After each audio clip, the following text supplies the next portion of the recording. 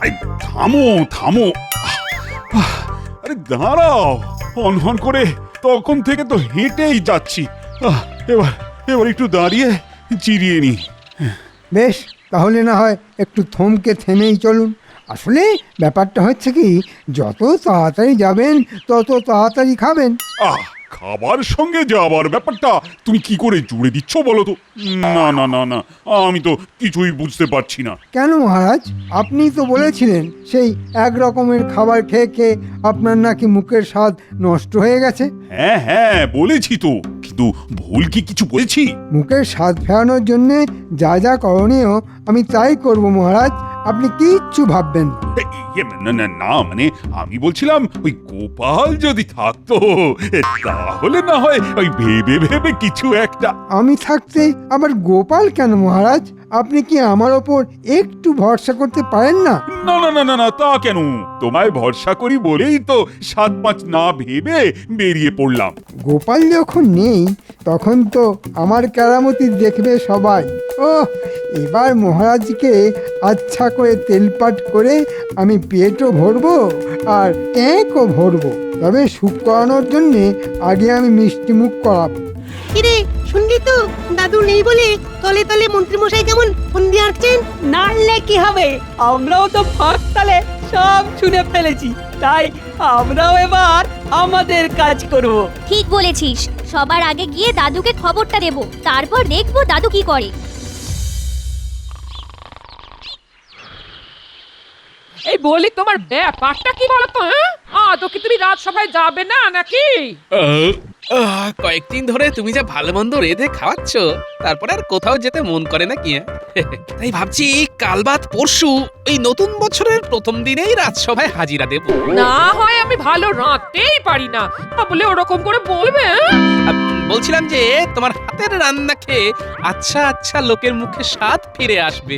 ও তাই বলো, তাই বলো, কিন্তু বলি লোকজন আমার রান্নার খবর জানবে কি করে? আরে বাবা, প্রতিভা কি চাপা থাকে গিন্নি? আর আমি যখন আছি তখন তোমার এই গুণের কথা আমি 5 কান করবই করব। তুমি কিচ্ছু ভেবো না গিন্নি।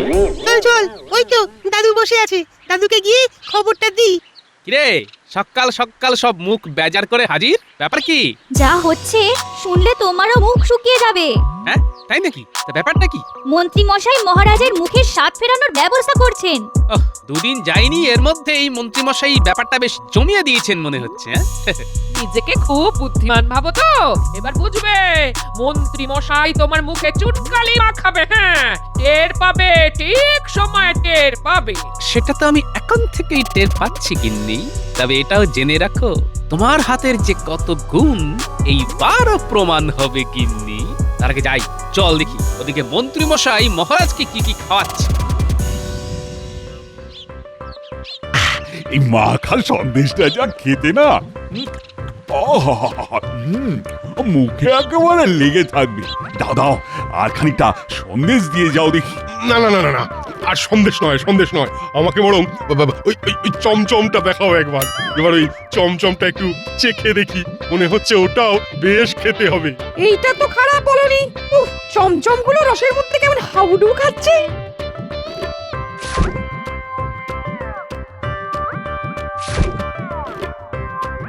কি দারুণ খেতে, মনে হচ্ছে গামলা শুদ্ধ চমচম একাই পাঠাই পেটে।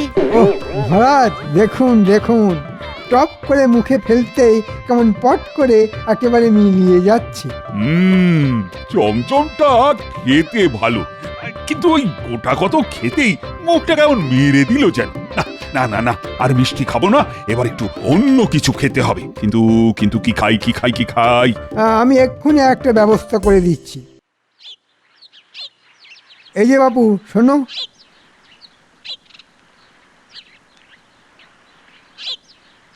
কি ফল আছে তোমার ঝুড়িতে দেখি? ওহ, আজ আবার মন্ত্রী মশাইয়ে খপ্পরে পড়লাম। আজ আমার বেচা কেনা হলে হয়। এই দেখুন মহারাজ, কাঁঠালি কলা, পেয়ারা, তরমুজ সব যেন একেবারে আমাদের জন্যই সাজিয়ে রাখা আছে। শুধু সাজিয়ে রাখলে হবে, খাওয়ার জিনিস খেয়ে একটু না দেখলে হয়। সব যদি চেখে দেখেন তাহলে আমি বেচবো কি? সে কি কথা, মহারাজের সামনে বেচা কেনা? যাও যাও, পালাও এখান থেকে, পরে এসে আমার কাছে হিসেব বুঝে নেবে। যা ভেবেছিলাম হয়ে গেল আজকের মতন বেচা কিনা।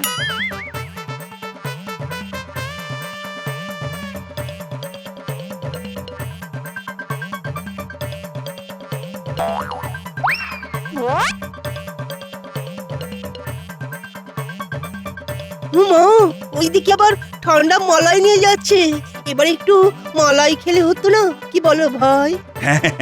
মন্দ কি, আমার মনটাও না কেমন মালাই মালাই করছে। না না, মনকে মোটেও দমন করা উচিত নয়। এই যে চাঁদ,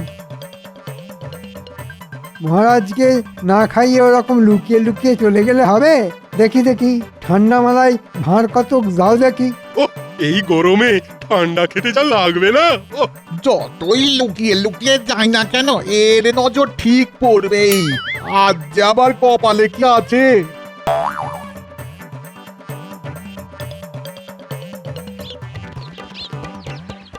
এ কি, এসব কি হাবিজাবি খাচ্ছেন মহারাজ? আই হাবিজাবি কি বলছো বলো তো গোপাল?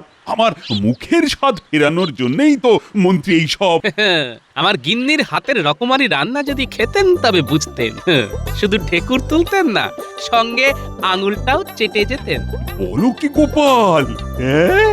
তাহলে তো মুখের স্বাদ ফেরানোর জন্য তোমার গিন্নির হাতের রান্নাই মোক্ষম। সে কথার আমি নিজের মুখে কি করে বলি মহারাজ? তবে এটা বলতে পারি, গিন্নির রান্না চাকলে মুখে লেগে থাকবে আগে। তাহলে তো ভালোই হলো, আমরা সবাই তোমার গিন্নির হাতের রান্না খাবো। তাই ভালো, তাই ভালো। তাহলে কালই ভালো ভালো খাবার নিয়ে চলে এসো, কেমন? আর না হলে আমাদের খাতির করে তোমার বাড়ি নিয়ে চলো। বাবা, বউয়ের সুখ্যাতি করা, হ্যাঁ, এবার বোঝো ঠেলা। কই, আহ, এখনো তো গোপালের কোনো দেখা নেই। খাওয়াবার ভয় গোপাল নিশ্চয়ই পালিয়ে গেছে। হ্যাঁ, পালাবে কোথায়? বেটাকে ঠিক ধরে আনবো। ওই ধরে ধরেই তো আপনি কৃষ্ণনগরের সেরা ধরিবাজ মন্ত্রী মশাই, এই বিষয়ে কোনো সন্দেহ নেই। এই তো গোপাল এসে গেছে।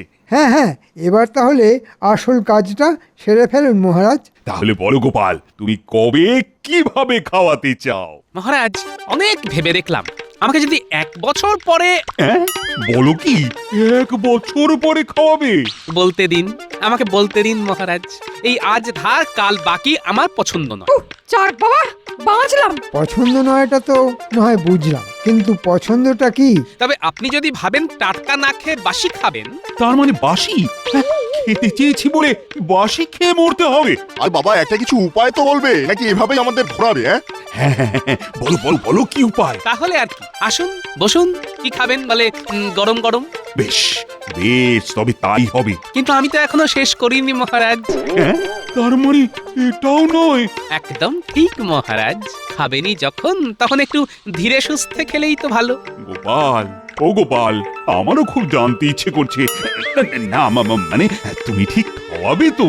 আপনি যখন নিজে মুখে বলেছেন, তখন না খাইয়ে কি এর উপায় আছে মহারাজ? ওহ, এটা একেবারে ঘেঁটে ঘ করে দিল দেখছি। তাই মহারাজ, আমি বলছিলাম কি, আমি চাই যে যা নিজের মতো করে নিজের ঘরেই খাক। হ্যাঁ, সে আবার কি? সে তো এমনি এমনি সবাই খায়। আমাকে বলতে দিন মন্ত্রী মশাই, আমি না হয় মনপসন্দ খাবার পৌঁছে দেব। সত্যি গোপাল, দেখে দেখে খাওয়ানোর একটা উপায় বার করেছো বটে। মহারাজের ইচ্ছে বলে কথা, ফেলে তো দিতে পারি না। আর তাছাড়াও আরেকটা কারণ যে আছে মহারাজ। আবার কি কারণ? কাল নববর্ষের দিনেই যে আমি আর আমার গিন্নি মিলে একটা নতুন ব্যবসা শুরু করছি, সেটারও শুভ সূচনা এইভাবে হয়ে যাবে। এর মধ্যে আবার ব্যবসা কোথা থেকে ঢুকে পড়লো? হ্যাঁ, আমার গিন্নি যে ভালো রাঁধেন সে তো সবাই জানেন। সেই রান্না করা খাবারই আমরা এবার চাহিদা অনুযায়ী বাড়ি বাড়ি পৌঁছে দেব। তাতে তোমার কি লাভ গোপাল? আমার খাইয়ে লাভ, আর আপনাদের খেয়ে লাভ। বেশ ভালো তো, মাছের তেলে মাছ ভাজা। হ্যাঁ হ্যাঁ, করি ফেলবেন আর তেল মাখবেন। আমি কি আপনার পর? বেশ বেশ বেশ, তবে গোপাল যেভাবে চাইছে সেভাবেই না হয় খাওয়াবে, ওরও ব্যবসা হবে আর আমাদেরও পেট ভরবে। কিন্তু তুমি এখন যাচ্ছ কোথায়? ওই যে খাওয়ার ব্যাপারটা আগে থেকে ভালো করে গুছিয়ে নিতে হবে না? কাল নববর্ষের সকাল থেকেই তো গিন্নি তার হাতের কামাল দেখাতে শুরু করবে।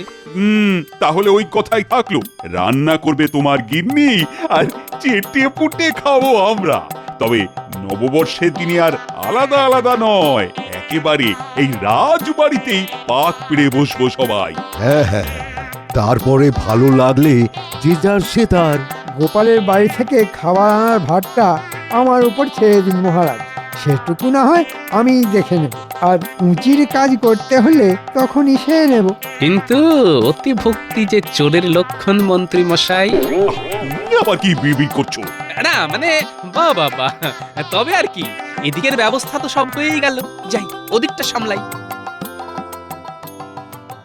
কিন্তু মহারাজ, গোপাল যদি এই তালে হালকা পাতলা কিছু খাইয়ে দেয় আর বলে এটা গিন্নির তৈরি বিশেষ রান্না, আর সেসব খেয়ে যদি আমরা প্রশংসা করি তাহলে কিন্তু আরো পেয়ে বসবে। হ্যাঁ, কিন্তু মুখের উপর খারাপ হয়েছে সেটাই বা বলি কি করে? না না না, ভালোকে তো ভালো বলতেই হবে, তবে খারাপ হলেই না ঠিক একেবারে মালুম পাইয়ে দেব। বেটা টেকো গোপাল ভেবেছে এইভাবে এক ঢিলে দুই পাখি মারবে, মহারাজকে খুশি করবে আবার গিন্নি রান্নার ব্যবসা জমাবে। কিন্তু আমি যে সেটা হতে দেব না গোপাল, নববর্ষের দিনেই তোমার ব্যবসা আমি চৌপাট করছি। এই কই রে, কোথায় গেলি সব? ঠাকুর মশাই তো এক্ষুনি চলে আসবেন। দে দে দে, হাতে হাতে সব জোগাড় গুলো দে দেখি। এই তো দিদা, সব তোমার হাতের কাছেই আছে, যেটাই বলবে সেটাই দিয়ে দেব। আমরা কিন্তু যেমন বলেছিলে ঠিক তেমনি বেলপাতা আর ফুল নিয়ে চলে এসেছি। আর কি কি কাজ করতে হবে বলে ফেলো দিদা, আমরা না একেবারে গায়ে গতরে খেটে দেবো। ও, তোরা জানো কি একেবারে বাধ্য ছেলে। কিন্তু কই, ব্রাহ্মণ তো এখনো এলেন না। উনুন পুজো না করে দিলে যে উনুন চাপাতে পারছি না। ওই তো দাদু ওদের সঙ্গে করেই নিয়ে আসছে, তার মানে এক্ষুনি পুজো শুরু হয়ে যাবে। আরে তিথি তিথি যা পড়ার পড়ে গেছে, নিন নিন নিন, এবার মন্ত্রটা তাড়াতাড়ি পড়ে ঘরে উনুনটা জ্বেলে দিন। হ্যাঁ হ্যাঁ, আমি তো একেবারে তৈরি হয়েই এসেছি। নববর্ষে একদম শাস্ত্রীয় মতেই উনুন পুজো হবে, আর তারপর রান্না শুরু হবে। হবে তো বলছেন, কিন্তু হচ্ছে কই? তবে তোরা আর দাঁড়িয়ে থাকিস না, হই হই করে দিদার হাতের গরম রান্নার খবরটা পাঁচকান করে দে। ঠিক বলেছো দাদু, লোকজন জানলে তবেই তো খাবারের ফর্দ ধরাবে। চল তাহলে, এখানে দাঁড়িয়ে সময় নষ্ট করে লাভ নেই, সবাইকে শুভ নববর্ষ বলি আর শুভ খবরটাও দি।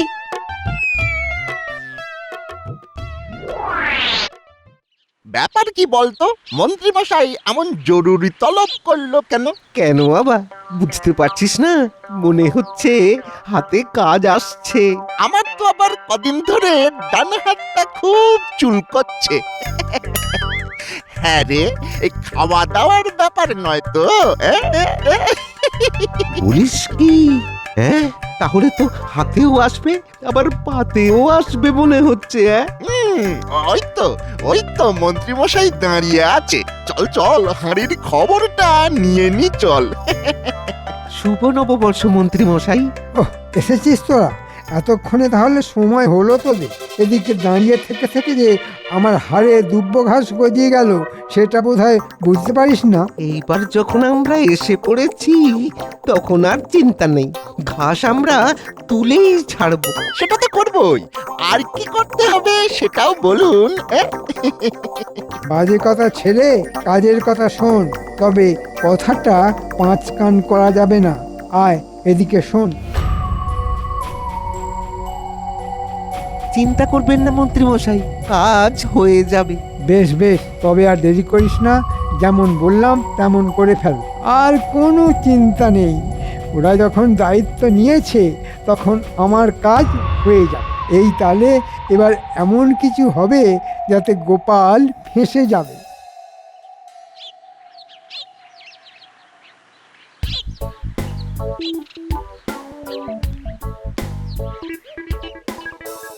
এবার যেমন যেমন বলেছি সেরকম এক একটা কাগজে নাম লিখে আমার হাতে দিয়ে দেখি। এই তো লেখা হয়ে গেছে, মহারাজ, মন্ত্রী, সেনাপতি, পণ্ডিত। প্রথম ক্ষেপে এই 4 জনের খাবারই তো যাবে। কিন্তু মন্ত্রীমশাইয়ের নাম যে দেখছি বারবার লেখা হয়েছে। হ্যাঁ হ্যাঁ, লিখেছিস যখন তখন নিশ্চয়ই কোনো কারণ আছে। নে এবার ঝুড়ির মধ্যে খাবারের হাঁড়িগুলো বসিয়ে ঝুড়ির গায়ে নামগুলো আটকে দে।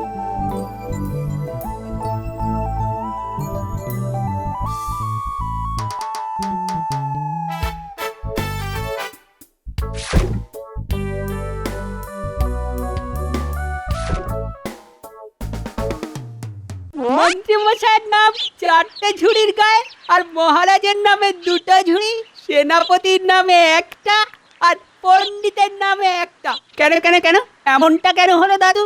এখনো তো সবটা হয়নি। দেখি দেখি দেখি, এবার মহারাজের 2টো আর সেনাপতি আর পণ্ডিতের নাম লেখা ঝুড়ির ঢাকনা খুলে ঢাকনার তলায় লিখে ফেলি মন্ত্রীর নাম। হ্যাঁ ব্যাস, আর মন্ত্রীর নাম লেখা ঝুড়ির ঢাকনা খুলি খুলি খুলি, এই ঢাকনার নিচে লিখি মহারাজ, সেনাপতি আর পণ্ডিতের নাম। ব্যাস। এই কি তখন থেকে তুমি এটা থেকে সেটা আর সেটা থেকে এটা করে কি গজঘণ্ট করছো বলো তো? আমার মাথায় তো কিছুই ঢুকছে না। কথাতেই তো আছে গিন্নি, সাবধানের মার নেই। তাই আমিও একেবারে পাকা ব্যবস্থা করে রাখলাম।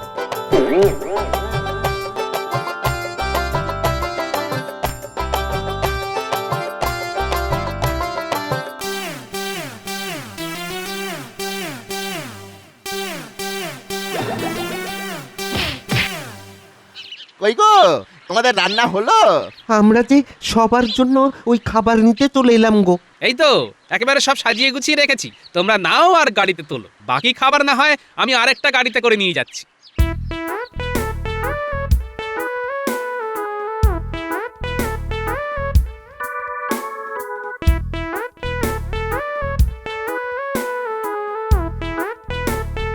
তোদের কাজ কিন্তু এখনো শেষ হয়নি। তোরা গাড়ির পিছন পিছন দৌড়ে আড়াল থেকে নজর রাখ, রাস্তায় তেমন কিছু হয় কিনা। তারপর আমিও চললাম রাজসভায়, সেখানেই তোরা খবর দিবি আমায়।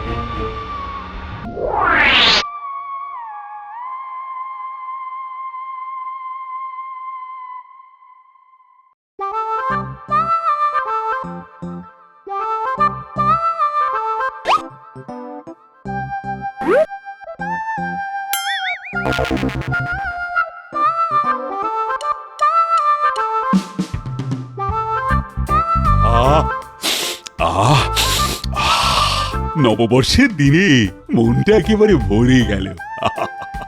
বেশ সুন্দর একটা গন্ধ পাচ্ছি যেন। আপনার তো শুধু নাকে গন্ধ, আমার তো আবার জিভেও জল চলে এলো। ঠিক বলেছো, এ নিশ্চয়ই কোনো সুস্বাদু খাবারের গন্ধ। ভোজনের আগে বেশ করে একটু শুঁকে নিন মহারাজ। ওই যে বলে না, ঘ্রাণে ন অর্ধ ভোজন, তারপরে মুখে দিলেই বুঝবেন কি জিনিস নিয়ে এলাম। আরে শুকে শুকে আমার নাক তো 3 ইঞ্চি লম্বা হয়ে গেল। কিন্তু গোপাল কোথায়? সে না এলে যে শুরুই করা যাচ্ছে না। মহারাজ, যে স্বাদ আপনার মুখে লেগে থাকবে তেমন রান্নাই করে এনেছি। তার মানে কোনো সুস্বাদু খাবার?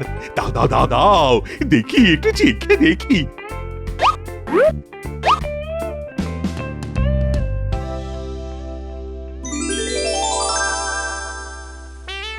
এই তো আবার ঝুড়ির গায়ে লেখাই আছে কার কোনটা খাবার। কিন্তু এ কি, মন্ত্রী মশাইয়ের নামে যে 4টে ঝুড়ি? কই দেখি দেখি। হ্যাঁ হ্যাঁ হ্যাঁ, মন্ত্রী মশাইয়ের স্বাদের সঙ্গে স্বাস্থ্য ফেরানোর জন্য আমার গিন্নি বিশেষ ব্যঞ্জন পাঠিয়েছে। কিন্তু বাচ্চারা যে একটা গন্ডগোল করে ফেলেছে মহারাজ। আবার কিসের গন্ডগোল? কার কোনটা খাবার সেটা তো আমি ঝুড়ির ঢাকনার তলায় লিখে রেখেছিলাম, ওরা আবার নিজের নিজের মনে নাম লিখে ঝুড়ির গায়ে আটকে দিয়েছে। এই রে মরেছে, আমার সব পরিকল্পনা গোপাল ঘেঁটে ঘ করে দিল।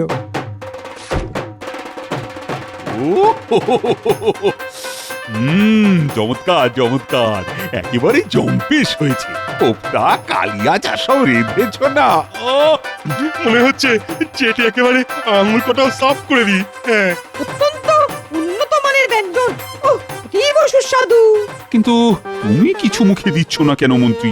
তোমার তো আবার বেশি বেশি পদ। আরে খাও খাও, মুখে দাও। ওই পদেই তো বিপদ। না মানে আমার আজকে উপোস মহারাজ। না না, তা বললে তো শুনবো না।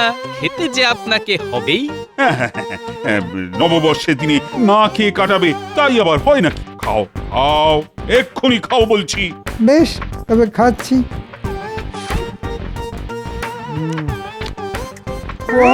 ওরে বাবা রে, ওরে বাবা রে, কি ঝাল। ওরে গেলাম রে। ও নুনে মুখটা পুড়ে গেল একেবারে। না না, এটা তো টকে একেবারে ভর্তি।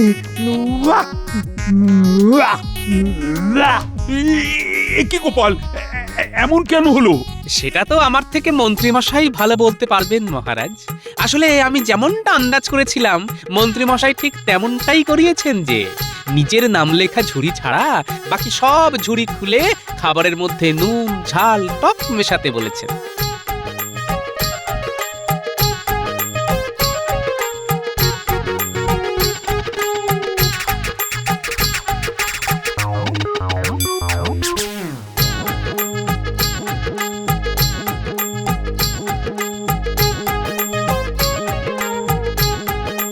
বাচ্চারাও সব নজর করে আমাকে সে খবর পৌঁছে দিয়েছে। ও, তার মানে মন্ত্রী তোমার পেটে পেটে এই ফন্দি ছিল? না মানে আমি তো মানে কোনো মানে নয়। তুমি যে অপরাধ করেছো তার শাস্তি তোমায় পেতেই হবে। হ্যাঁ, এবার থেকে বিশেষ বিশেষ দিনে গোপালের গিন্নি এই অপূর্ব রান্না রেঁধে আমাদের তৃপ্তি দেবে, আর তার জন্যে যাবতীয় খরচ খরচা দেবে তুমি। আমাকে আমাকে ছেড়ে দিন মহারাজ, আমি মরে যাবো মহারাজ। আমাকে তাহলে ছেড়ে আজকে দিন। হিসেবটা বলি মন্ত্রীমশাই, বেশি নয়, ওই 1525 স্বর্ণ। ওরে বাবা রে, বাঁচা বাঁচা বাঁচা রে বাবা, বাঁচা। যে গেছে সে যাক, বাকিরা না হয় চেটে পুটে খান। এবার জমিয়ে হোক নববর্ষের খানা পিনা। শুভ নববর্ষ।